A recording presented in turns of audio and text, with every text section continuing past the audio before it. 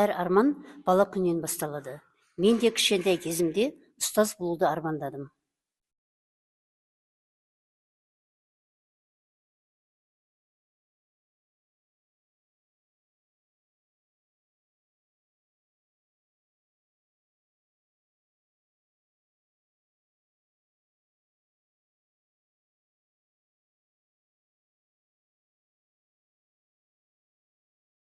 Уақыт өте, сол арман мені колледжге алып келді.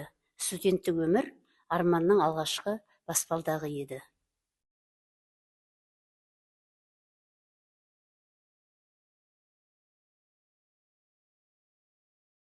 Көп еңбектің нәтижесінде дипломымды қолыма алдым.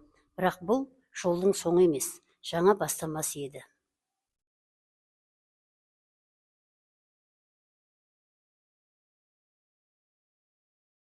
Жас маман ретінде алғашқы жұмысқа орналасқан күнім есімде.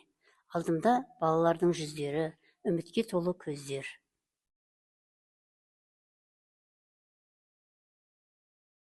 Міне, менің шынайы өмірім басталды. Ұстаз болу ең жауапты да, ең қасиетті мамандық.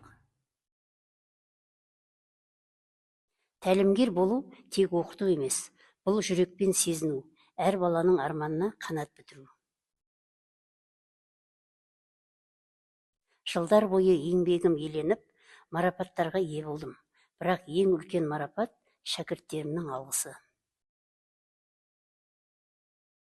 Тәлімгер болу тағдырдың сыйы.